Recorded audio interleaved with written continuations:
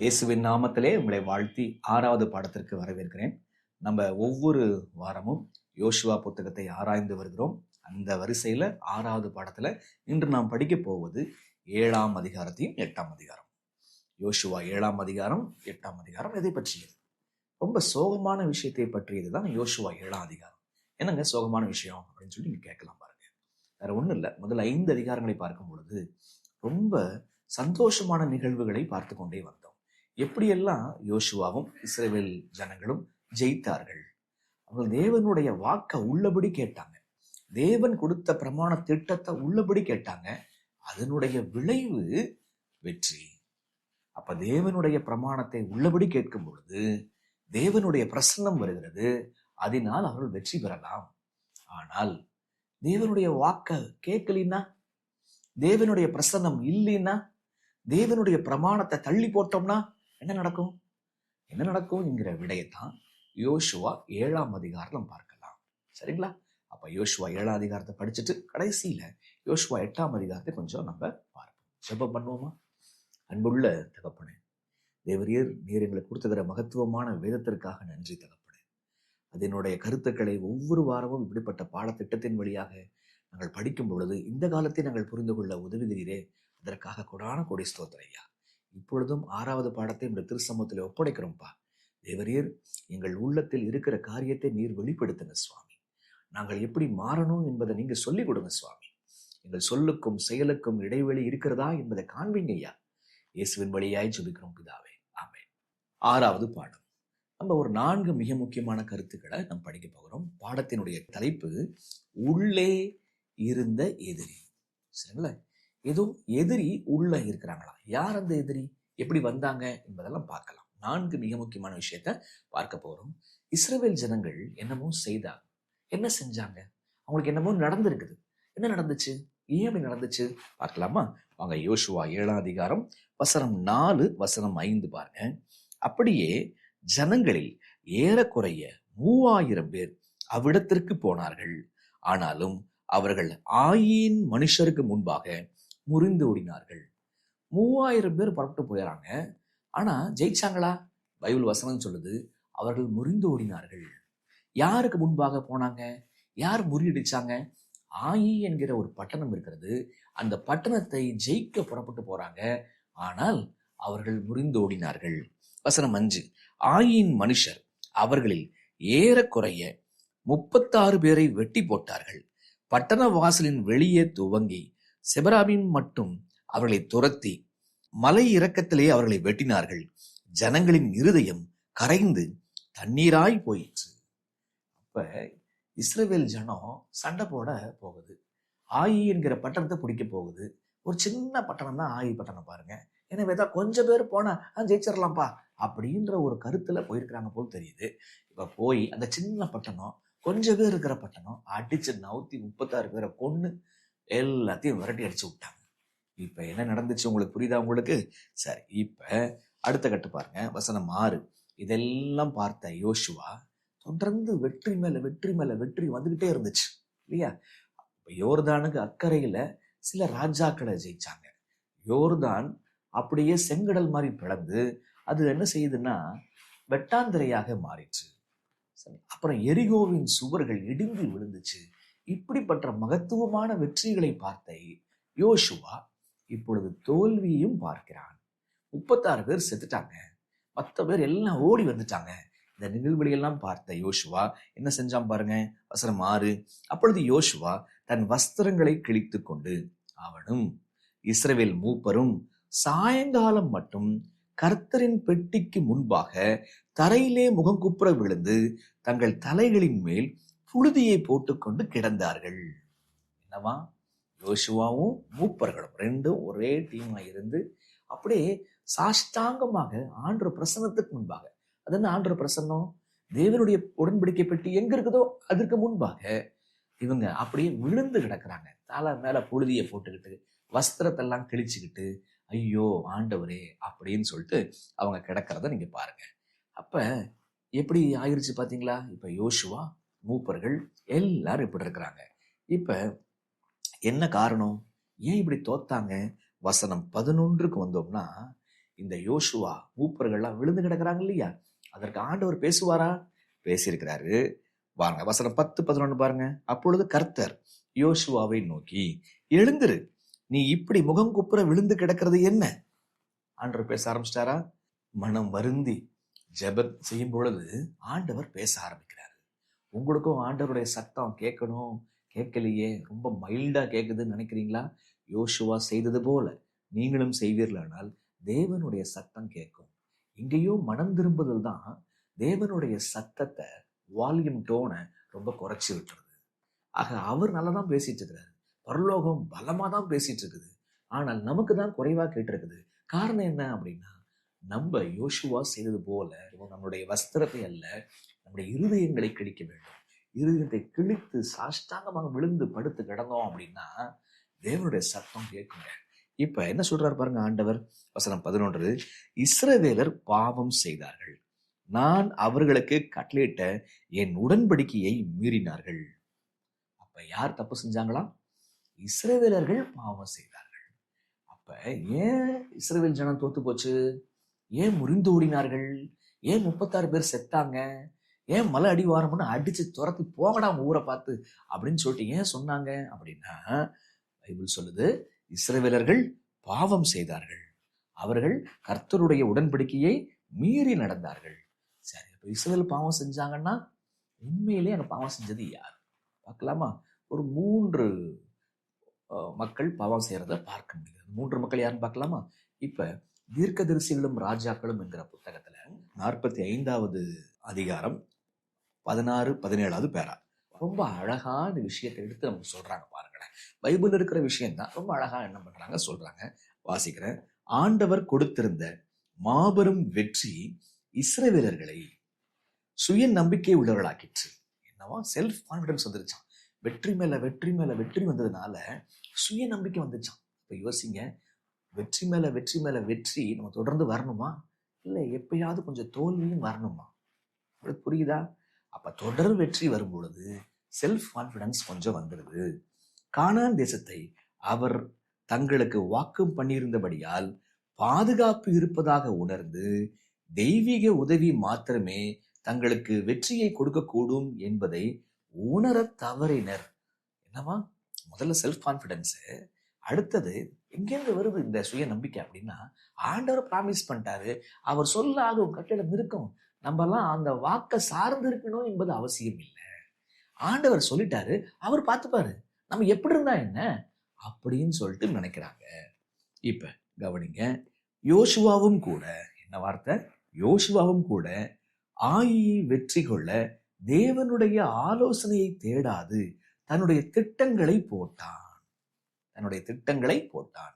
உங்களுக்கு புரியுதா? யோசுவாவுடைய தவறு உங்களுக்கு புரியுதா?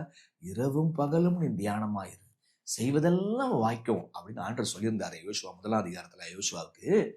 இப்ப அதை அவன் செஞ்சிருக்கணும். யோசுவாவும் கூட ஆயியை வெற்றி கொள்ள தேவனுடைய ஆலோசனையை தேடாது தன்னுடைய திட்டங்களை போட்டான். இன்னைக்குமே ஒரு ஒரு யுத்தம் ஆரம்பிக்கும் பொழுது எப்படி தெரியுமா ஆரம்பிக்கும்? தேவன் பேசுவாரு, மக்களை சுத்தப்படுத்துவாரு, அதற்கப்புறம் யுத்தத்துக்கு போவாங்க, ரொம்ப எளிமையா வெற்றி நடக்கும், வெற்றி கிடைக்கும். ஆனா இங்க கதை எப்படி ஆரம்பிக்குது யோசுவா போய் பார்த்தீங்கன்னா, யோசுவா சொல்றான், மக்கள் போறாங்க, முறிந்து ஓடி வந்தாங்க, மக்கள் போனாங்க, அடிபட்டு செத்தாங்க. அப்ப இங்க கர்த்தர்கிட்ட இருந்து ஆரம்பிக்கல, மக்கள்கிட்ட இருந்து, தலைவன்கிட்ட இருந்து ஆரம்பிக்கிறது. உங்களுக்கு புரியுதா? அதனாலதான் இங்க சொல்றாங்க, யோசுவாவும் கூட ஆயியை வெற்றி கொள்ள தேவனுடைய ஆலோசனையை தேடாது தன்னுடைய திட்டங்களை போட்டான். நம்ம எரிகோவே ஜெயிச்சிட்டோம்ப்பா, ஆஸ்திரேலியாவே ஜெயிச்சாச்சு, ஜிம்பாபே என்ன ஜிம்பாபே அப்படின்னு சொல்லிட்டு அப்படியே ஜிம்பாபே ஜுஜுபி அப்படின்ற மாதிரி நினைக்கிறாங்க. இந்த ஜுஜுபி என்ன பண்ணுச்சு? அடிச்சு பட்டையை கிளப்பிடுச்சு. உங்களுக்கு புரியுதா? அப்ப எரிகோவை ஜெயிச்சவங்க ஆயிக்கு முன்பாக விழுந்து கிடந்தாங்க. ஏன்? Self confidence. ஏன்? தேவனை தேடல. ஏன்? கர்த்தர் வாக்கு பண்ணிட்டார், அவர் நிறைவேற்றுவாரு, அவர் உதவிலாம் ஒன்றும் தேவையில்லை, நம்ம எல்லாம் ஆயத்தமாகலாம் ஒன்றும் விஷயம் இல்லை அப்படின்னு நினைச்சிட்டாங்க. இஸ்ரவேலர்கள் தங்களுடைய சொந்த பலத்தை உயர்த்தவும், கவனிங்க, இப்ப இதெல்லாம் வந்ததுனால கொஞ்சம் திமிரு வருது. சொந்த பலத்தை உயர்த்தவும் தங்கள் சத்துருக்களை இகழ்ச்சியோடும் பார்க்கவும் துவங்கி இருந்தனர். என்னவா, இதெல்லாம் ஒரு ஜனம், இதெல்லாம் ஒண்ணுமே இல்லை, நான் பாத்துக்கிறேன் அப்படின்னு சொல்லிட்டு இகழ்ச்சியோடு பார்க்கவும் துவங்கி இருந்தனர். மிக லகுவான வெற்றி எதிர்பார்க்கப்பட்டு 3000 மனிதர்கள் அந்த இடத்தை பிடிக்க போதுமான என்று நினைக்கப்பட்டது. இதெல்லாம் ரொம்ப ஈஸியா ஜெயிச்சிடலாம், ஜிம்பாபே தானே அப்படின்னு சொல்லிட்டு 3000 பேர் போய் அடிச்சு நவுத்து வந்துருங்கப்பா என்று எதிர்பார்க்கப்பட்டது. தேவன் தங்களோடு இருப்பார் என்கிற நிச்சயம் இல்லாது தாக்கும்படியாக விரைந்தனர். தங்களோடு தேவன் வராரா வரலையா என்பதை அவங்க அது பெருசாவே நினைக்கல, ஓடிருச்சு. ஓகே, அப்ப செல்ஃப் கான்பிடன்ஸ் இருக்குது, தேவனை தேடல, வாக்குத்தத்தமே நிறைவேற்றி கொடுக்கும் அப்படின்னு நினைக்கிறாங்க. யோசுவாவும் திட்டங்களை தேவ சமூகத்தை நாடி போகல, தங்களை ஆயத்தப்படுத்தி கொள்ளல, சொந்த பலத்தை நம்புறாங்க. அது மட்டும் இல்லாம சத்துருக்களை இகழ்ச்சியோடு பார்க்கிறார்கள். இந்த வாக்கியத்திலிருந்து கமெண்ட் செக்ஷன்ல பட்டியல் போடுங்க பார்க்கலாம். 1 2 3 4. அப்ப இஸ்ரவேலர்கள் பாவம் செய்தார்கள்னா இஸ்ரவேல் மக்கள் என்ன தப்பு செஞ்சாங்க, யோசுவா என்ன தப்பு செஞ்சான். ஆக 1, யோசுவா செய்த தப்பு என்ன, அதை எழுதுங்க. 2வது, இஸ்ரவேல் ஜனங்கள் செய்த தவறுகள்லாம் என்ன, சத்துருக்களை இகழ்ச்சியா பார்க்க கூடாதான். கடவுளுடைய இந்த அன்பு புரியுதா? அவன் சத்ருவா இருந்தாலும் கூட, அவன் தேவனுடைய பிரமாணத்தை மீறி நடந்தாலும் கூட, நீ தேவனோடு நடப்பாயானால் அந்த சத்துருக்குரிய மரியாதை கூட நீ கொடுப்ப. சத்துருக்களை இகழ்ச்சியாக பார்க்க தேவனுடைய பிள்ளைகள் பார்க்க மாட்டார்கள். அப்ப இவ்வளவு அழகான வாக்கியம், அதான் சொல்றேன், எழுதுங்க கமெண்ட் செக்ஷன்ல. யோசுவா செஞ்ச தப்பு என்ன, இஸ்ரவேல் செஞ்ச தப்பு என்ன, 1 2 3 4 சொல்லிட்டு கிளாசிஃபை பண்ணுங்க பார்க்கலாம். ஆக ஏன் தப்பு செஞ்சாங்க? ஒன்று யோசுவாவுடைய தப்பு, மற்றொன்று இஸ்ரவேல் மக்களுடைய தப்பும் அங்கு புதைந்திருக்கிறது. சரி, இப்ப நல்லா கவனிங்க. வசனம் 11 மீண்டும் வாசிக்கிறேன். இதுல 3வது ஒரு நபரை பத்தி சொல்றாங்க. முதல்ல யோசுவா, 2வது இஸ்ரவேல் மக்கள், 3வது குறிப்பாக இன்னொரு நபரும் வெளியே வர்றத பாருங்க. அவரும் காரணமா இருக்கிறார். வசனம் 11, இஸ்ரவேலர் பாவம் செய்தார்கள், நான் அவர்களுக்கு கட்டளையிட்ட என் உடன்படிக்கை மீறினார்கள். அப்புறம் பாருங்க, சாபத்தீடானதில் எடுத்துக்கொண்டதும் களவு செய்ததும் வஞ்சித்ததும் தங்கள் பண்டம் பாடிகளுக்குள்ளே வைத்ததும் உண்டே. என்னவா, சாபத்தீடான ஒரு காரியத்தை எடுத்துக்கிட்டாங்க, களவு செஞ்சாங்க, வஞ்சித்தாங்க, அதை கொண்டு போய் மறைச்சு வச்சிருக்கிறாங்க. இது யாருப்பா செஞ்சா? கேள்வி வருதா? அப்ப யோசுவா தப்பு செஞ்சாங்க. இஸ்ரவேல் மக்கள் சொந்த பலத்தை நம்பி சத்துருக்களை இகழ்ச்சியோடு பார்த்தாங்க. இப்ப சாபத்தீடான ஒரு காரியத்தை எடுத்திருக்கிறாங்க. யார் எடுத்தாங்க? 7ஆம் அதிகாரம் வசனம் 1 2 வரும். அப்ப பாருங்க, இஸ்ரவேல் புத்திரர் சாபத்தீடானதிலே துரோகம் பண்ணினார்கள். என்னவா, எப்படி எனில், யூதா கோத்திரத்து சேராகுடைய குமாரனாகிய சப்தியின் மகன் கர்மீக்கு பிறந்த ஆகான் என்பவன் சாபத்தீடானதிலே சிலதை எடுத்துக்கொண்டான். ஆகையால் இஸ்ரவேல் புத்திரர் மேல் கர்த்தருடைய கோபம் மூண்டது. கவனிச்சு பாத்தீங்களா? அப்ப யாரு சாபத்தீடான காரியத்தை எடுத்தாங்கன்னு சொல்லிட்டு பைபிளே சொல்லுச்சு அப்படின்னா, இந்த கோத்திரத்துல, இந்த வம்சத்துல, இந்த குடும்பத்துல ஆகான்ற ஒருத்தன் இருக்கிறான். அந்த ஆகான்ற ஒருத்தன் அவன்தான் சாபத்தீடான காரியத்துல, ஆண்டவர் சில காரியத்தை சாபத்தீட்டுன்னு சொல்லிட்டு விளக்கி வச்சிருக்கிறாரு, அதை அவன் எடுத்தான், அதை அவன் களவு செய்தான், அதை அவன் வஞ்சித்தான், எடுத்து பண்டம்பாடிகளுக்குள்ளே அவன் ஒளித்து வைத்துக் கொண்டான். அப்ப 3வது நபர் யாரு தப்பு செஞ்சாங்க? அவன் செஞ்சது யோசுவா, பாவம் செஞ்சது இஸ்ரவேல் ஜனங்கள். இப்ப முக்கியமான விஷயம் பார்க்கிறோம். ஆகான்றவன் அவன் போய் எடுக்கும் பொழுது சாபத்தினால சில காரியத்தை எடுத்துக்கிட்டு அதை கொண்டு வந்து வச்சுக்கிட்டான். ரைட்டா? அப்ப ஏன் 36 பேர் செத்தாங்க? ஏன் மீதி நபர்கள் 2000 சில்லற பேர் ஏன் முறிந்தோடி வந்தார்கள்? காரணம் என்ன? இஸ்ரவேல் மக்களுக்கு இப்ப யோசுவா தலைமை எடுத்த பிற்பாடு முதல் தோல்வி ஏன் வந்துச்சு? அவங்களுக்குள்ளே ஒரு எதிரி இருக்கிறாங்க. அந்த எதிரி யாரு? ஆகான். புரியுதா உங்களுக்கு? இவங்களும் தேவனுடைய வார்த்தையை கேட்காம போயிட்டாங்க. ஆனா குறிப்பா பாத்தீங்கன்னா, ஆகான் என்பவன் சில சாபத்தீடான காரியத்தை எடுத்து ஒளித்து வைத்து கொண்டான். சரிங்களா? அப்ப நாம் புரிந்து கொள்ள வேண்டியது, எதிரி யாருங்க? ஆகான். புரியுதா உங்களுக்கு? என்ன தப்பு செஞ்சான்? சாபத்தீடு அப்படின்னு சொல்லிட்டு ஆண்டவர் சொல்லியிருக்கிறாரு. அதை எடுக்கிறான், அதை எடுத்து ஒளிச்சு வச்சுக்கிறான். இப்ப ஒரு பாடம், மிக முக்கியமான பாடம். இவனுடைய தப்பு சபையை பாதிச்சுதா? இவனுடைய தப்பு நாட்டை பாதிச்சுதா? ஆமா. அப்ப ஒரு பாவம் தோல்வியை அவங்களுக்கு மாத்திரமல்ல, சபைக்கும் கொண்டு வந்து சேர்க்கும். அப்ப சபையில ஒரு ஆகான் இருந்தான்னு சொன்னா எவ்வளவு தோல்வி வரும்? இன்றைக்கு சபையானது எப்படி இருக்கிறது யோசிச்சு பாருங்க. ஒரே ஒரு ஆகான் இருந்தா இந்த நிலைமை. அப்ப சபையில 50% ஆகான் இருந்தாங்கன்னா நிலைமை என்ன? நீங்க சொல்லுங்க. சபைக்குள்ள எத்தனை ஆகான் இருக்கிறாங்க அப்படின்ற விஷயத்த கொஞ்சம் கமெண்ட்ஸ்ல போடுங்க பார்க்கலாம். 100 பேர் கொண்ட ஒரு சபையில எத்தனை ஆகான் இருக்கிறாங்க? சும்மா சொல்லுங்களேன். அப்ப ஆண்டவர் நம்முடைய சபைக்கு ஏன் வெற்றியை கொடுக்க முடியல? சரிங்களா? சபையானது எழுந்து ஏன் பிரகாசிக்க முடியல? சபையானது ஏன் பரிசுத்தமா வாழ முடியல? புரியுதுங்களா உங்களுக்கு? காரணம் நான் ஆகானை போல இருக்கிறேன். என்னுடைய பாவம் சபையை பாதிக்குதுங்க. அதுதான் நாம் கத்துக்கிற முதல் பாடம். நம்ம தப்பு நம்மளோட போகாது. நம்ம எங்க இருக்கிறோமோ அங்கு தோல்வியை கொண்டு வந்து சேர்க்கும். பெற்றோர் ஆகானால் பிள்ளைகளுக்கு தோல்வி வரும். ஒருவேளை யோசிச்சு பாருங்க. பிள்ளைகளுக்கு மீண்டும் மீண்டும் தோல்வி வருகிறது, மீண்டும் மீண்டும் சிக்கல்கள் வருகிறது, அது பெற்றோர் தானா? யோசிங்க. 2வது விஷயத்துக்கு போயிடலாம். இப்ப இவன் தான் தப்பு செஞ்சுட்டான். இப்ப இந்த தப்ப ஆண்டவர் களைந்து போடணும்னு சொல்லிட்டு பார்க்கிறார். இப்ப ஆகானுக்குள் பாவம் இருக்கிறது, இஸ்ரவேல் ஜனத்திற்குள் பாவம் இருக்கிறது. யோசுவாவும் அவர் தான் செஞ்சிருக்கிறாப்ல. இப்ப ஆண்டவர் இஸ்ரேல் மக்களை சொல்லிட்டாரு, யோசுவாவுக்கும் செஞ்சுட்டாங்க. யோசுவா இஸ்ரவேல் ஜனங்கள் எல்லாம் முகங்குப்புற விழுந்துட்டாங்க. அவ்வளவுதான். ஆனா விழ வேண்டியது யார்? இப்ப ஆகான். இப்ப அவன் அழிக்கப்படணும். பாவி அழிக்கப்படணுமா, பாவம் அழிக்கப்படணுமா? ஒரு கேள்வி. நீங்க சொல்லுங்க பார்க்கலாம். ஆண்டவருடைய நோக்கம் பாவியை அழிச்சு போட்டுருவாரா இல்ல பாவத்தை அழிப்பாரா? பாவிய அழிக்க விரும்புறதில்ல, பாவத்தை என்னைக்குமே அழிப்பார். அதைத்தான் நம்ம யோசுவா 7ஆம் அதிகாரத்துல இங்க பாக்குறோம். நம்ம ஆண்டவர் ரொம்ப அழகா அவனை மனம் திரும்புதலுக்கு அழைக்கிறார். எப்படி அழைக்கிறாரு பாருங்க. ஒரு நுட்ப நியாய விசாரணை ஒன்று நடைபெறுகிறது. வார்த்தையை கவனிச்சிங்களா? நுட்ப நியாய விசாரணை ஒன்று, ஒரு இன்வெஸ்டிகேட்டிவ் ஜட்ஜ்மெண்ட் ஒன்று இங்க நடக்குதுங்க. அந்த ஜட்ஜ்மெண்ட்டை பாருங்க, ரொம்ப அழகா என்ன செய்யுன்னு சொன்னா இருக்கும். வாங்க யோசுவா 7ஆம் அதிகாரம் வசனம் 16 to 19 பாருங்க. 16. யோசுவா என்ன பார்க்க போறீங்க? ஆண்டவர் இவனுக்கு எப்படி பாவத்தை உணர்த்த போறார். இவன் தான் பாவி என்பதை ஆண்டவர் எப்படி காட்ட போறாரு? இல்ல பிரதர், வசனம் 1-2 சொல்லப்பட்டிருக்குதே. வசனம் 1-2 பிற்பாடு எழுதப்பட்டிருக்கு. ஆனா எப்படி கண்டுணரப்பட்டுச்சு? எப்படி இவன் தான் பாவி என்பது உணர்த்தப்பட்டுச்சு? வாங்க அந்த ப்ரொசீஜர் பார்க்கலாம். வசனம் 16. யோசுவா அதிகாலமே எழுந்திருந்து இஸ்ரவேலரை கோத்திரம் கோத்திரமாக வரம் பண்ணினான். அப்பொழுது யூதாவின் கோத்திரம் குறிக்கப்பட்டது. ஃபர்ஸ்ட் விஷயம் என்ன? கோத்திரம் கோத்திரமாக வந்தான். அந்த கோத்திரத்துல 11 கோத்திரத்தை அனுப்பிட்டாங்க.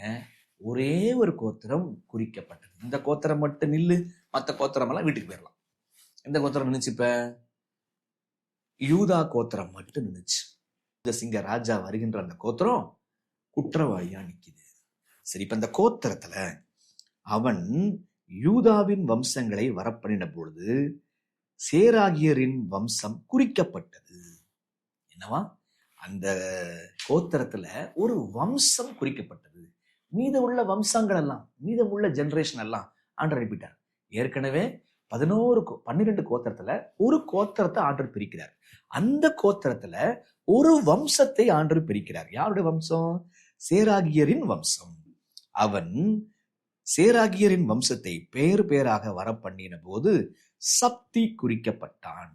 ஓகே, அப்ப யூதா கோத்திரம் குறிக்கப்பட்டது, இப்ப சப்தி குறிக்கப்பட்டான். சரி, இப்ப வசனம் 18. அவன் வீட்டாரை, யாரு? அந்த சப்தியின் வீட்டாரை, அவன் வீட்டாரை அவன் பேர் பேராக வர பண்ணின பொழுது யூதா கோத்திரத்து சேராகின் குமாரனாகிய சப்திக்கு பிறந்த கர்மியின் மகன் ஆகான் குறிக்கப்பட்டான். அப்ப முதல்ல 12 கோத்திரத்துல இந்த கோத்திரம், அடுத்தது அந்த கோத்திரத்துல இந்த ஒரு வம்சம், அந்த வம்சம் நான் சொன்ன அந்த வம்சம். இப்ப அந்த வம்சத்துல ஒரு குறிப்பிட்ட வீடு, அந்த வீடு என்ன? சப்தி என்னோட வீடு குறிக்கப்பட்டுச்சு. சரிங்களா? ஓகே. அந்த வீட்டுல யாரு? கோத்திரம், வம்சம், அதுக்கப்புறம் அந்த வம்சத்துல ஒரு வீடு. அந்த வீட்டுல யாரு? ஆகான். உங்களுக்கு புரியுதா உங்களுக்கு? சரி. அப்படி படிப்படியாக கோத்திரத்துக்கு வரார், கோத்திரத்துல வம்சத்துக்கு வரார், வம்சத்துல ஒரு வீட்டுக்குள்ள வரார், அந்த வீட்டுக்குள்ள ஒரு ஆள்கிட்ட வந்துட்டாரு. அந்த ஆள் யாருன்னா கர்மியின் மகன் ஆகான் குறிக்கப்பட்டான். ஓகே, இன்ட்ரெஸ்டிங்கா இருக்கா உங்களுக்கு? இப்படி அப்பொழுது யோசுவா ஆகானை நோக்கி, மகனே, நீ இப்பொழுது இஸ்ரவேலின் தேவனாய் கர்த்தருக்கு மகிமைப்படுத்து. என்ன குற்றவாளியை பார்த்து இங்க யோசுவா சொல்றாப்ல, இது யோசுவாவின் வார்த்தை அல்ல, ஆண்டவருடைய மனசை வெளிப்படுத்துறாப்ல. மகனே, மகனே. ஒரு குற்றவாளிய எப்படி அழைக்கிறாங்க? மகனேன்னு அழைக்கிறாங்க. 36 பேர் செத்து இருக்கிறான், ஓடி வந்திருக்கிறாங்க, முதல் முறைய தோல்வியை கண்டிருக்கிறாங்க. இப்ப இங்க தோல்வின்னா சின்ன ஒரு ஊரே அடிச்சிட்டான்னா அடுத்தடுத்து பெரிய பெரிய ராட்சச மிருகங்கள்லாம் காத்திருக்குது, நமக்கு தொடர் தோல்விதான். இப்படி நம்பிக்கை இழந்து நிற்கிற நேரத்துல யோசுவா சொல்றார் குற்றவாளியை பார்த்து, மகனே. ஓகே, அப்ப இந்த வார்த்தை எதை காட்டுகிறது? சரிங்களா? அப்ப இந்த ப்ரொசீஜர் எதை காட்டுது?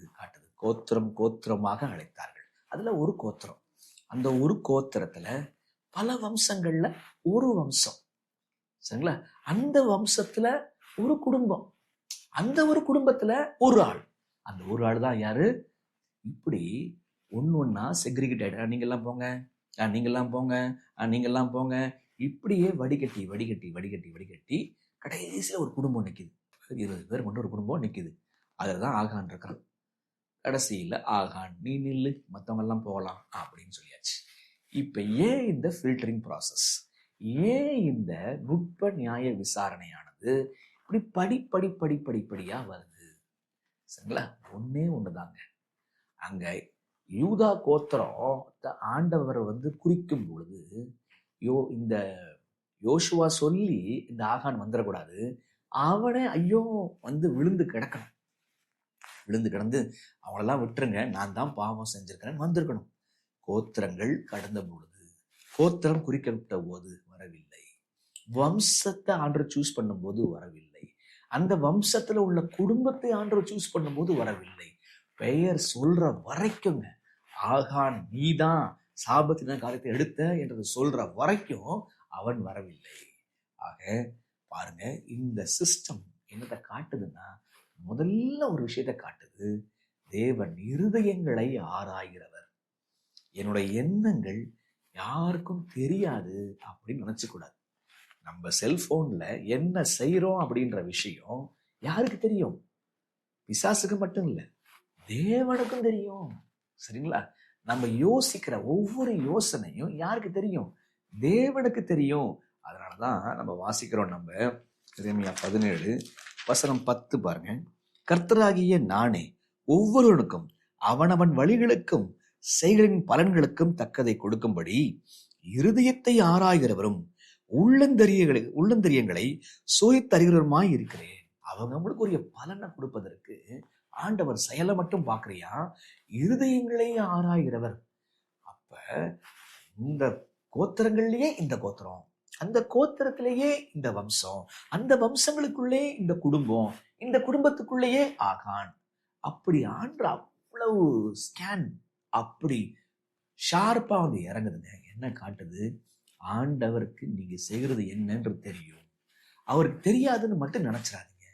இந்த காரியம் உங்களுக்குள்ள வருமானால் நீங்க யோசேப்பை போல பாவம் செய்ய மாட்டீங்க. அவனுக்குள்ள அந்த விஷயம் இருந்துச்சு, ஆண்டவர் எல்லாத்தையும் பார்த்துட்டு இருக்கிறாரு அப்படின்ற விஷயம். நீ எங்க இருக்கிறீங்களோ அங்கு தேவன் இருக்கிறார் அப்படின்னு உங்களுக்கு ஒரு நினைவு வரும் பொழுது, ஞாபகம் வரும் பொழுது நம்ம பாவத்தை ஜெயிக்கலாம். இந்த நினைவு இல்லாத போது பாவம் செய்வோம். அப்ப இருதயத்தை ஆராய்கிறவர் அவர்தான். அதனாலதான் தாவீது சொன்னாப்புல, என் இருதயங்களை ஆராய்ந்து பார்த்து வேதனை உண்டாக்கும் வழி இடத்தில் உண்டோ என்பதை எனக்கு சொல்லித்தாங்க. அப்படி ஜெபம் பண்றீங்களா? ஆண்டவரே, என்னுடைய வாழ்க்கையில என்னுடைய இருதயத்துல வேதனை உண்டாக்கும் வழி இருக்குதாப்பா, காண்பீங்கப்பா அப்படின்னு சொல்லிட்டு நீங்க சொல்றீங்களா? யோசிச்சு பாருங்க. ஆக இந்த ப்ராசஸ், இந்த நுட்ப நியாய விசாரணை ப்ராசஸ் காட்டுற முதல் விஷயம், தேவன் உங்கள் உள்ளந்தரியங்களை ஆராய்ந்தறிகிறவர். ரெண்டாவது விஷயம், அவர் ஏன் கிராஜுவலா கோத்திரம் டு கோத்திரம், வம்சம் டு வம்சம், வம்சத்திற்குள்ள குடும்பம், குடும்பத்திற்குள்ள நபர் ஏன் இப்படி வராரு அப்படின்னா, அவனை அழிக்கணும் என்பது தேவனுடைய திட்டம் அல்ல. அவன் முன்கூட்டியே அறிக்கை செஞ்சிடணும். யோசுவா விழுந்து கிடந்துட்டான். மூப்பர்கள், இஸ்ரவேலினுடைய பிரதிநிதிகள், அவர்கள் விழுந்து கிடந்துட்டாங்க. ஆண்டவர் விட்டுறாரு. அழிக்கணும் என்பது அவர் திட்டம் இல்லையா? கானான் மக்களையே அழிக்க விரும்பாத போது தேவ ஜனங்களை அழிக்கணும் என்பது விரும்புவாரா? இல்லை. வந்திருப்பா, மனம் திரும்புதலையே நான் விரும்புகிறேன், அழிக்கிறதுக்கு அல்ல. எல்லோரும் மனம் திரும்பி ரட்சிக்கப்படணும் தான் விரும்புறேன் அப்படின்னு சொல்லிட்டு ஆண்டவர் சொல்றாரு. இந்த வசனம் எங்க இருக்குது? ஆண்டவர் மனம் திரும்புதல எல்லோரும் மனம் திரும்பி வர வேண்டும் என்று விரும்புகிறார். புதிய ஏற்பாட்டில் எங்கேயோ இருக்கு இல்லையா? நீங்க அந்த கமெண்ட்ஸ்ல போடுங்க பார்க்கலாம். அந்த வசனம் எங்க இருக்குது? எல்லோரும் மனம் திரும்புதலுக்கும் ரட்சிப்புக்கு தான் ஆண்டவர் என்ன பண்றாரு? விரும்புறார், அழைக்கிறார். என்ன அப்ப ரெண்டாவது, தேவன் God is merciful. தேவன் எல்லாவற்றையும் ஆராய்ந்து அறிகிறவர். அடுத்து தேவன் இரக்கம் உள்ளவராய் இருக்கிறார். அந்த இரக்கத்தை புரிந்து கொள்ளாத போது தேவன் நீதி உள்ளவராயும் இருக்கிறார். அவன் தவறு செய்தான், அவனை ஆண்டவர் பார்த்தாரு, அவன் அறிக்கை செய்யவே இல்லை. அதனுடைய விளைவா ஆண்டவர் அவனை அழித்தார். அதை பார்க்க போறோம். ஆக முதல் விஷயம், இஸ்ரவேல் மக்கள் தோற்கடிக்கப்பட்டார்கள், தோல்வி அடைந்தார்கள். காரணம், எதிரி வெளியிலையா உள்ளையா? உள்ள. யாரு? ஆகான். சரி, இப்ப ஆகான் தான் தப்பு செஞ்சான். எப்படி கண்டுபிடிச்சாரு? ஒரு நுட்ப நியாய விசாரணை வச்சாரு, கிராஜுவலா கொண்டு வந்தாரு. அதனுடைய விளைவு ஆகான் கண்டறியப்பட்டான். ஆக நாம் புரிந்து கொள்ள வேண்டியது என்னன்னா, தேவன் யாரு? அவரு இருதயங்களை ஆராய்ந்தறிகிறவர். அவரு இரக்கம் உள்ளவர். அவர் யாரு? நீதி உள்ளவராயும் இருக்கிறார் என்கிற இரண்டாவது மிக முக்கியமான பாடத்தை நாம் கற்றுக்கொள்ள வேண்டும். சரி, இப்ப அவன் தான் தப்பு செஞ்சுட்டான். இப்ப யோசுவா இந்த ஆகான்ட்ட என்ன கேட்டான்? இதுதான் பார்க்குற மூணாவது விஷயம். 4 விஷயம் படிப்போம்னு சொன்னோம்னா, இப்போ 3வது விஷயத்துக்கு வந்துட்டோங்க. யோசுவா 7ஆம் அதிகாரத்துக்கு வந்துருங்க. யோசுவா 7ல் வசனம் 19 மீண்டும் வாசிக்கலாமா? யோசுவா 7:19. அப்பொழுது யோசுவா ஆகானை நோக்கி, மகனே, நீ இப்பொழுது இஸ்ரவேலின் தேவனாய் கர்த்தரை மகிமைப்படுத்து, அவருக்கு முன்பாக அறிக்கை பண்ணி நீ செய்ததை எனக்கு சொல்லு, அதை எனக்கு ஒழிக்காதே என்றான். என்னவா? 2 காரியம் செய்ய சொல்றாரு யோசுவா. ஒன்று, நீ இந்த சமயத்துல தேவனுக்கு மகிமை செலுத்து. உயிர் போதுங்க, என்ன செய்யணும்? மகிமைப்படுத்தணும். எப்படி மகிமைப்படுத்துறது? நீ செஞ்சதை ஒழிச்சு வைக்காதப்பா. செய்ததை செய்த வண்ணமாக அப்படியே அப்ரப்டா, அப்படியே வெளிப்படையா சொல்லு, எக்ஸ்பிளிசிட்டா சொல்லு. அப்படியே சரி, எதையும் ஒழிச்சு வைக்காத. அப்பொழுது ஆகான் யோசுவாவுக்கு பிரதியுத்தரமாக, மெய்யாகவே நான் இஸ்ரவேலின் தேவனாகிய கர்த்தருக்கு விரோதமாக பாவம் செய்தேன், இன்ன பிரகாரமாக செய்தேன். It is as follows. எப்படி? கொள்ளையிலே நேர்த்தியான ஒரு பாபிலோனிய சால்வையும் 200 வெள்ளி சேக்கலையும் 50 சேக்கல் நிறையான பொன் பாலத்தையும் நான் கண்டு இவைகளை இச்சித்து எடுத்துக்கொண்டேன். இதோ அவைகள் என் கூடாரத்தின் மத்தியில் பூமிக்குள் புதைந்திருக்கிறது, வெள்ளி அதன் அடியில் இருக்கிறது என்றான். புரியுதா? அப்ப என்ன பண்ணானா? ஒரு பாபிலோனிய சால்வை எடுத்தானா. அதற்கப்புறம் அவன் எடுத்தது என்ன சொல்றாப்புல? பைபிள் சொல்லுது, 50 சேக்கல் பொண்ணு, 200 சேக்கல் வெள்ளி. 200 சேக்கல் வெள்ளி, 50 சேக்கல் தங்கம். இதெல்லாம் என்ன பண்ணிட்டான்? ஒழிச்சு வச்சிட்டான். வெள்ளியை கீழே போட்டு மேல எல்லாத்தையும் வச்சு மேல சால்வையை போட்டு முடியாச்சு. இதெல்லாம் என்னோட கூடாரத்துக்குள் ஒளிந்திருக்கிறது, ஒளித்து வச்சிருக்கிறேன் அப்படின்னு சொல்லிட்டான். இப்ப மாவரிக்கு செஞ்சானா செய்யலையா? செஞ்சான். ஆனா ரொம்ப லேட்டா செஞ்சான். இங்க யூதாஸ் கூட ஐயோ நான் பாவம் செய்தேன் அப்படின்னு சொல்லி சொன்னான். ஏசா கூட ஐயோ அப்படின்னு சொல்லி சொன்னான். சரிங்களா? அதெல்லாம் எடுத்துக்கொள்ள மாட்டாது. செய்ய வேண்டியதை அந்த காலத்திற்குள்ள செய்யணும். இவங்க தண்டனையிலிருந்து தப்புறதுக்காக அவங்க அறிக்கை செய்கிறார்கள், பயத்தினால அறிக்கை செய்கிறார்கள், மனம் மாற்றத்திற்காக அறிக்கை செய்யவில்லை. தேவனுடைய திட்டம், அவருடைய பிரமாணம், அவருடைய வார்த்தை சரி, அதுல பாதுகாப்பு இருக்குது. ஐயையோ நான் பாதுகாப்பு விட்டு போக விரும்பல, நான் திரும்பவும் வார்த்தைக்குள்ள கட்டளைக்குள்ள வர விரும்புறேன் அப்படின்னு சொல்லிட்டு தெய்வீக சுவாபத்தை உணர்ந்து அவர்கள் திருந்தவில்லை. உங்களுக்கு புரியுதா நான் என்ன சொல்றேன்னு சொல்லிட்டு? இது மெய்யான மனம் திரும்புதல் இல்லைங்க. அவங்க ஒரு பயந்து சூழ்நிலைக்காக அவங்க ஐ எம் சாரின்னு சொல்றாங்க ஒழிய ஒரிஜினலா ட்ரூலி ஃப்ரம் தியர் ஹார்ட் அவங்க வந்து சாரி அப்படின்னு சொல்லிட்டு சொல்லவே இல்லை. அந்த வார்த்தையை கவனிச்சிங்களா? அவன் சொல்ற வார்த்தை பாருங்க, நான் கண்டுன்ற வார்த்தை அண்டர்லைன் பண்ணுங்க. இச்சித்து என்ற வார்த்தை, எடுத்துக்கொண்டேன். இந்த கண்டு இச்சித்து எடுத்துக்கொண்டேன், இதே போல ஒத்த வார்த்தை இங்க தெரியுமா வருது? ஆதி ஆகமத்துல ஏவாள் கனியை கண்டு இச்சித்து எடுத்துக்கொண்டாள். கமெண்ட்ஸ்ல இந்த வசனம் மட்டும் எங்கன்னு போடுங்க. அது 3ஆம் அதிகாரம் நான் சொல்லிடுறேன், வசனம் மட்டும் பாருங்க. இது உங்களுடைய 3வது ஹோம்ஒர்க், சரிங்களா? அப்ப கண்டு இச்சித்து எடுத்துக்கொண்டாங்க. ஃபர்ஸ்ட் பாக்குறாங்க, பார்வை இச்சையா மாறுது. தென் தே டுக். அப்ப ஆகான் போன வழி இருக்கு, அது யாருடைய வழி? ஏவாள் போன வழியில தாங்க ஆகானும் போயிருக்கிறான். புரியுதா உங்களுக்கு? ஆண்டவர் ஆகானை பார்த்து செஞ்சதை சொல்லுன்றார், அப்படியே சொல்லிட்டான். அதை பார்க்கும் பொழுது அப்படியே சாட்சாத் அப்படியே ஏவாள் கண்டு இச்சித்து எடுத்துக்கிட்டாங்க. அப்ப எந்த பாவமும் எதிரியை உருவாக்குது? இச்சை. இச்சையாது இருப்பாயாக. எத்தனாவது பிரமாணம்? 10வது. அப்ப அவனுக்கு சால்வை, அந்த சால்வை மேல ஒரு விஷயம், அந்த தங்கத்தின் மேல விஷயம், அந்த வெள்ளி மேல இந்த 200 சேக்கல் வெள்ளி, 50 சேக்கல் தங்கம். இத யாராவது கொஞ்சம் கால்குலேட் பண்ணி இதனுடைய மொத்த மதிப்பு என்னன்னு கொஞ்சம் சொல்ல முடியுமா? எத்தனை லட்சம், தோராயமா எத்தனை லட்சம் அப்படின்னு சொல்ல முடியுமா? நீங்க போடுங்க. இது 4வது ஹோம்ஒர்க். பாருங்க, அவன் மண்ணுக்குள்ள புதைச்சு வச்சுக்கிறானே, அது அவ்வளவு லட்சங்க. அவனுக்கு அவ்வளவு லட்சங்கள் மேல அவனுக்கு ஒரு விருப்பங்க. அந்த லட்சங்கள் மேல விருப்பத்தினால்தான் அது இச்சைங்க. இச்சை, பணத்தின் மேல, சால்வையின் மேல இச்சை. அந்த இச்சைய மூடி மறைச்சு வச்சுட்டான். இதே தப்பு தான் யார்கிட்ட இருந்துச்சு? ஏவாள்கிட்ட இருந்துச்சு. ஆனா ஏவாள் அறிக்கை செஞ்சுட்டாப்ல. இங்க இந்த ஆகான் இவ்வளவு தண்டனைக்குள்ளதான் வந்து அவன் அறிக்கை எங்க ஒளிஞ்சிருக்கிற ஓடி வந்துருச்சுங்க பிள்ளைங்க, ஆதாமும் ஏவாளும். ஆனா இவன் கடைசி வரைக்கும் சொல்லவே இல்லை. இங்க எப்படி ஏவாளோடு இவனுடைய பாவம் ஒப்பிடப்பட்டுச்சோ அதே போல இந்த ஆகானுக்கு ஆப்போசிட் யாருன்னா, இவன் செஞ்ச காரியத்தை அப்படியே நேர் எதிர்மாறாக யார் இருக்கிறாங்கன்னா ராகாப் இருக்கிறாங்க. ராகாபுக்கும் ஆகானுக்கும் வேற்றுமைகளும் ஒற்றுமைகளும் காணப்படுதுங்க. இப்ப ராகாபும் ஒழிச்சு வச்சா, ஆகானும் ஒழிச்சு வச்சான். ஆகானதை ஒழிச்சு வச்சான், சாபத்தீடான ஒரு காரியத்தை, சபிக்கப்பட்ட ஒரு காரியத்தை ஒழிச்சு வச்சான், ஒரு பொருளை ஒழிச்சு வச்சான். ஆனால் ராகாபு வந்த வேவு பார்க்க வந்த மனுஷர்களை, தூதுவர்களை ஒழிச்சு வச்சா. 2 பேர் ஒழிச்சு வைக்கிறாங்க. இவன் எதை ஒழிச்சு வச்சா, இவன் எதை ஒழிச்சு வச்சான்? புரியுதா?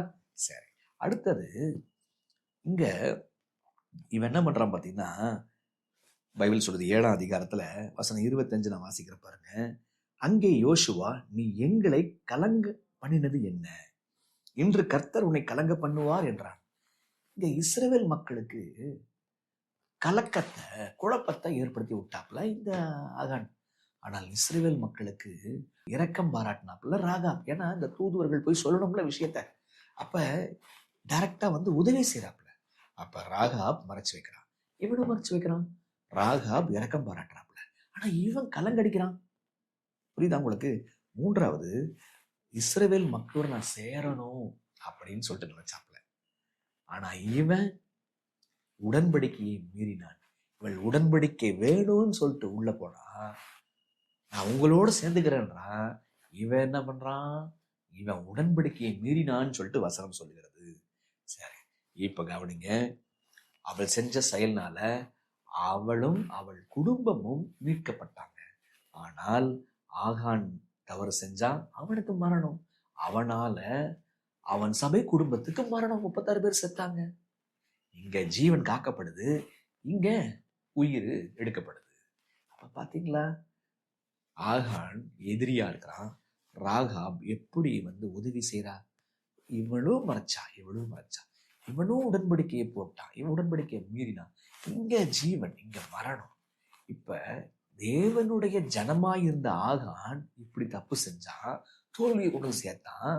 ஆனால் எரிகோவினுடைய வெற்றி யார் நிமித்தமாக? இந்த பெண் நிமித்தமாக. ஒரு புறஜாதி பெண்ணினால வெற்றி, உள்ள இருக்கக்கூடிய ஒரு சபை அங்கத்தினர் மூலமாக சபைக்கு தோல்வி. உங்களுக்கு புரியுதா? அப்ப யோசிச்சு பார்க்கணும். புரிந்து கொள்ள வேண்டியது, எப்படி இவன் பாவரிக்கை செய்யறான், ஆனாலும் அது பயத்தினால பணம் திரும்புதல் நிமித்தமாக வரல என்பதை புரிஞ்சுக்கணும். இங்க தேவனுடைய ஒரு அழகான ஒரு குணத்தை நான் சொல்ல விரும்புறேங்க. யார் இச்சிப்பாங்க பாருங்க. நீதிமொழிகள் 10 பாருங்களேன். நீதிமொழிகள் 10 ரொம்ப அழகான வசனம் பாருங்க. ஏன் இச்சை வருது? இந்த விஷயம் இல்லை, இச்சை வருதுங்க. 10:24 துன்மார்க்கர் பயப்படும் காரியம் அவனுக்கு வந்து நேரிடும். துன்மார்க்கர் பயப்படும் காரியம் அவனுக்கு வந்து நேரிடும். நீதிமான் விரும்புகிற காரியம் அவனுக்கு கொடுக்கப்படும். ஒரு நீதிமானா இருந்து ஒரு காரியம் ஆசைப்பட்டானா, சின்ன காரியமோ பெரிய காரியமோ ஆசைப்பட்டானா, அந்த காரியத்தை அவனுக்கு கொடுக்கப்படும். நீ நீதிமானாய் இருந்து நீ விரும்புகிற காரியம் உனக்கு கொடுக்கப்படும். அப்படின்னா அர்த்தம் என்ன? நீ தேவனோடு ஒரு உறவுக்குள்ள இருந்த, தேவன் சொல் பேச்சை கேட்டு நடந்த அப்படின்னா உன் இருதயம் சீராக இருக்கும், உன் இருதயம் கரெக்டா வேலை செய்யும். அதுல இருந்த ஒரு காரியத்தை நீ விரும்பினன்னு சொன்னா அந்த விருப்பம் உனக்கு கிடைக்கும். அப்ப என் விருப்பத்தை ஆண்டவர் கேட்பாருன்னு சொல்லிட்டு நான் பாட்டு என் வேலையை பார்த்துட்டு போயிட்டு இருந்தேன்னா, ஆண்டவர் அந்த விருப்பத்தை அவர் சந்திக்க வல்லவரா இருக்கிறாரா இல்லையா? இருப்பாரு. நான் நீதிமானா இல்லை, இப்ப நான் ஒரு காரியத்தை விரும்புறேன், எனக்கு கிடைக்கல போது நான் போய் புடுங்கிட்டு வந்துடுவேன். உங்களுக்கு புரியுதா? உங்களுக்கு? யாக்கோபு என்ன செஞ்சான்? அவன் போய் புத்திர சுவீகாரத்தை புடுங்கிட்டு வந்துட்டான். சரிங்களா? யூதாஸ் காரியத்து புடுங்கிட்டு வந்துட்டான். சரிங்களா? அப்ப யோசிச்சு பார்க்கணுங்க. அப்ப இச்சை என்ன செய்யுதுன்னா, தேவன் எனக்கு கொடுக்க மாட்டாரு, நம்மளாதான் சில திட்டங்களை போடணும், பைபிள் இருந்து விலகணும், 10 கற்பனையின்படி இது மாதிரி செய்யணும், மீறி நடக்கலாம், எப்படியாவது அது கிடைச்சிரும், நம்ம பாவம் பண்ணி வாங்கிக்கலாம் அப்படின்னு நினைக்கிறதுங்க. இங்க அடி மட்டத்துல தேவனை பத்தி தப்பா புரிஞ்சுக்கிறேன். ஏவாளும் எனக்கு இவ்வளவு கனிகளை கொடுத்துருக்கிறாரு அப்படின்னு சொல்லிட்டு நினைச்சிருப்பான்னா இந்த ஒரு கனியை சாப்பிட்டிருக்க மாட்டா. தேவன் கொடுக்க மாட்டாரு அப்படின்னு சொல்லிட்டு நினைச்சா, தேவன் ஒளிச்சு வச்சுக்கிறாரு அப்படின்னு சொல்லி நினைச்சா, அவ இச்சித்தாள். அப்ப இச்சை எங்கிருந்து வருது? தேவன் நான் விரும்புகிற காரியத்தை அவர் கொடுக்க மாட்டாரு, நம்ம தான் ஒரு ஷார்ட்கட் போடணும்னு சொல்லிட்டு போகும் பொழுது அந்த ஈக்குவேஷன்ல தேவன் இல்லாத போது இச்சை வருகிறது. அவர் நீதிமானினுடைய விருப்பங்களை தேவன் கொடுக்க வல்லவராயிருக்கிறார். உங்களுக்கு புரியுதா? ஒரு தப்பு நம்மை மட்டுமல்ல சபையை பாதிக்கும். தேவன் அழிக்கிறதற்கல்ல, மீட்கவே விரும்புகிறார். 2வது பாடம். 3வது பாடம், நீதிமானினுடைய விருப்பங்களை தேவன் அவர் சந்திக்கிறார். நீங்க நீதிமானா இருந்து விரும்புனீங்கன்னா ஒரு கார் வேணும், ஒரு வீடு வேணும், ஒரு பொருள் வேணும் அப்படின்னு விரும்பி பாருங்க. அந்த விருப்பத்தை தேவன் ஏற்ற காலத்துல சந்திப்பாருங்க. மேபி ரொம்ப அல்பத்தனமா ஆண்டவரே இந்த உணவு சாப்பிடணும் அப்படின்னு யோசிச்சு பாருங்க, அத உங்களுக்கு ஏற்ற காலத்துல கொடுப்பாரு. அப்ப நீங்க புரிஞ்சுப்பீங்க, உங்களுடைய சின்ன சின்ன ஆசைகளை கூட அவர் தேவன் சந்திக்க வல்லவர். உங்க மீது எவ்வளவு பாசமா இருக்கிறார். அடைக்கலான் குருவி மேல அவர் கண்ணோக்கமா இருக்கிற தேவன் உங்களுடைய ஒவ்வொரு விருப்பத்தின் மேலேயும் கண்ணோக்கமா இருப்பார். புரியுதா? அப்ப ஒரு சபை கட்டணும், 10 ஆத்துமாக்களை சபையில சேர்த்து விடணும் அப்படின்ற விருப்பம் உங்களுக்குள்ள இருக்கிறதா? அந்த விருப்பத்தையும் அவர் சந்திக்க வல்லவராக இருக்கிறார். ஒரு சின்ன சின்ன விஷயம், ஒரு ஷர்ட் வாங்கணும், ஒரு செல்போன் வாங்கணும் அப்படின்னு சொல்லிட்டு தேவன்கிட்ட நீங்க சொல்லி பாருங்க, அதெல்லாம் ஏற்ற காலத்துல ஆண்டவர் செஞ்சு வைப்பார். அதெல்லாம் சொல்லிட்டு விட்டுருங்க. தேவன் கொடுத்த காரியத்தை கடமையை நிறைவேற்றிட்டு போயிட்டே இருங்க. உங்களுடைய சிறு சிறு விருப்பங்களையும் அவர் குறிச்சு வச்சுக்கிட்டு ஏற்ற காலத்துல அழகா கொண்டு சேர்ப்பாருங்க. அப்ப நீங்க யோசிங்க, நீங்க ஆகான் மாதிரி ஆயிட்டீங்களா? தேவன் சொல் பேச்ச கேட்காம உங்க ரூட்ல போயிட்டு ஏதாவது பொருளை தூக்கிட்டீங்களா? அவன் சால்வியை இச்சித்தான், 200 சேக்கல் வெள்ளியை இச்சித்தான், 50 சேக்கல் தங்கத்தை இச்சித்தான். நீங்க எதை இச்சிக்கிறீங்க? இச்சையினுடைய அடிமட்டம் பொருள் மீது உள்ள பற்றல்ல, தேவன் மீது உள்ள அவநம்பிக்கை, தேவனை அவன் மதிச்சு ஒரு பொருள் வாங்க போயிட்டு இருக்கிறீங்களா? யோசிங்க. இப்ப ஆயி பட்டணத்துல இவன் தப்பு செஞ்சுட்டான். ஆயி பட்டணத்துல மக்கள் தோத்துட்டாங்க. காரணம் உள்ள இருக்கும் எதிரி. ரைட்டா? இப்ப இவன் பாவரிக்கை செய்யாததுனால, ஏற்ற காலத்துல பாவரிக்கை செய்தனால இவனை ஆண்டவர் தண்டிச்சிடுறாரு. அவனை கல்லிருந்து எரிஞ்சு சாகடிக்கணும்னு சொல்றாங்க, அவனை தண்டிச்சிடுறாங்க. இந்த செய்தி எல்லா மக்களுக்கும் போகுது, கானானின் தேசங்களுக்கெல்லாம் போகுது. இப்ப அவனுக்கு நடுக்க முடிக்குது. என்னடா அது நடுக்க முடிக்குது? என்ன? யோர்தான் நதியை வற்றி போக சொன்ன தெய்வம் மற்ற ராஜாக்கள் கிபியோனியர்களுக்கெல்லாம் ஆண்டவர் காப்பாத்தினார், அவங்கள அடிமைகளா மாத்தினார். இதெல்லாம் இந்த செய்தியெல்லாம் போகுதுன்னு படிச்சோம். இன்னைக்கு என்ன படிக்கிறோம்? இப்ப ஆகானுக்கு தண்டனை. ஆனா அவங்க ஆளையும் ஆண்டவர் விடமாட்டாரா? அவங்க ஆளையே விட மாட்டார், நம்மெல்லாம் ஏமாத்துறண்டா அப்படின்னு சொல்லிட்டு யோசிக்க ஆரம்பிக்கிறாங்க கானானின் தேசங்கள் மக்கள்லாம். என்ன ஆகுது? உள்ளூர்கூட எதிரியே சாவடிச்சாச்சு. இப்ப யுத்த பிளான் போடப்படணும், போய் ஜெயிக்கணும். அதுதான் 8ஆம் அதிகாரத்துல ஆயி மக்களை எப்படி ஜெயிச்சாங்க, அதான் 8ஆம் அதிகாரம் 8:1. அப்பொழுது கர்த்தர் யோசுவாவை நோக்கி, நீ பயப்படாமலும் கலங்காமலும் இரு. நீ யுத்த ஜனங்கள் யாவரையும் கூட்டிக் கொண்டு எழுந்து ஆயி பட்டணத்துக்கு மேல் போ. இதோ ஆயின் ராஜாவையும் அவன் ஜனத்தையும் அவன் பட்டணத்தையும் அவன் நாட்டையும் உன் கையில் ஒப்பு கொடுத்தேன். இதுதான் முதல்ல நடந்திருக்கணும். யோசுவா செய்ய தவறிட்டான். என்னைக்குமே ஒரு காரியத்தை நடக்கும் பொழுது தேவன் நம்மோடு இருக்கிறாரா, தேவன் முன் செல்றாரா அப்படின்னு சொல்லி பார்த்துட்டு போகணுங்க. சும்மா விடுக்கன் செருப்பை போட்டு போயிடக்கூடாது. அப்ப இங்க கவனிக்க வேண்டியது, ஆண்டவர் ஆரம்பிக்கிறார் ஒரு காரியத்தை. ஒரு காரியத்தை மனுஷன் ஆரம்பிக்க கூடாது, ஒரு காரியத்தை ஆண்டவர் ஆரம்பிக்கணும். ஆண்டவர் ஆரம்பிச்சு செய்யணும். நான் உன்னோடு இருக்கிறேன், நான் ஆயின் ராஜாவையும் அவன் பட்டணத்தையும் ஒப்பு கொடுத்தேன். இப்ப யுத்த ஸ்ட்ராட்டஜி 2ஆம் வசனம் முதல் 29வது வசனம் வரைக்கும். அப்ப தேவன் முதல்ல நிச்சயத்தை கொடுக்கின்றார். அடுத்தது தேவன் எப்படி யுத்தம் பண்ணும், ஸ்ட்ராட்டஜி என்ன, திட்டம் என்ன? முதல்ல உங்களுடைய யுத்த வீரர் 2ஆ பிரிஞ்சிருங்க. முதல்ல நீங்க ஓடுங்க. நீங்க ஓடும் பொழுது உங்களை பார்த்துட்டு ஆயி பட்டணத்தார் ஓடி வருவாங்க. ஆயி பட்டணத்தார் ஓடி வரும் பொழுது மீதமுள்ள அந்த 2வது கூட்டம் இருக்கு பார்த்தீங்களா, இஸ்ரவேல் ஜனங்கள், யுத்த வீரர்கள், அவங்க போய் அவங்க ஆயி பட்டணத்தை தீ வச்சு கொளுத்துங்க. ஆயி பட்டணத்தை இந்த 2வது கூட்டம் இவங்கெல்லாம் இங்க போய் இங்க துரத்தும் போது இங்க போய் தீ வச்சு கொளுத்து. இங்க தீ வச்சு கொளுத்தும் போது இவன் என்ன பண்ணுவான்? இவனை விட்டுருவான், இங்க வீட்டை நோக்கி வருவான். வீட்டை நோக்கி வரும்பொழுது இவன் ஓடி போற மாதிரி நடிச்சவன் முன்னாடி ஓடி போன டீமு பேக்ல அவனை அடிச்சிடும். இதுதான் ஸ்ட்ராட்டஜி. இந்த திட்டத்தை போட்டாங்க, அதே போல நடந்துச்சு, ஜெயம் பண்றாங்க. இப்ப யோசுவா பார்க்கறான், மூப்பர்கள் பார்க்கறாங்க, இஸ்ரவேல் ஜனங்கள் பார்க்கறாங்க. எந்த இடத்துல அசிங்கப்பட்டாங்களோ, எந்த இடத்துல தோல்வியை கண்டாங்களோ, அதே இடத்துல வெற்றியும் கண்டார்கள். அப்ப இது நமக்கு சொல்ல தர விஷயம் என்னன்னா, எந்த பாவத்தினால நீங்க விழுகிறீங்களோ அந்த பாவத்தை நீங்க ஜெயிக்கலாம்.